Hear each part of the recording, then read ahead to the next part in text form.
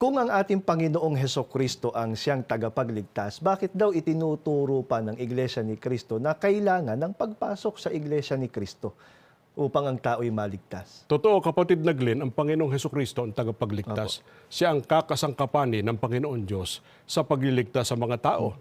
Pero magliligtas ang ating Panginoong Hesukristo sa pamamagitan ng Iglesia ni Cristo. At yan ang pinatutunayan sa atin ng Biblia. Ganito ang ating bababasa, mga mahal po naming televiewers, dito sa aklat ng Efeso sa 5, ang mga talata po ay 23 at 32, ganito sinasabi. Sapagkat ang lalaki ang ulo ng kanyang asawa, tulad ni Kristo na siyang ulo ng iglesia na kanyang katawan at siyang tagapagligtas nito. Isang dakilang katotohanan ang inihahayag nito. Ang kaugnayan ni Kristo sa iglesia ang tinutukoy ko. Tama po na kilalanin natin ang ating Panginoong Hesukristo na ating tagapagligtas. Yun po kasing nasa Biblia. Subalit ang kumikilala, kapatid na Glenn, sa ating Panginoong Hesukristo bilang kanyang tagapagligtas ay dapat nasa loob ng iglesia na kanyang ililigtas.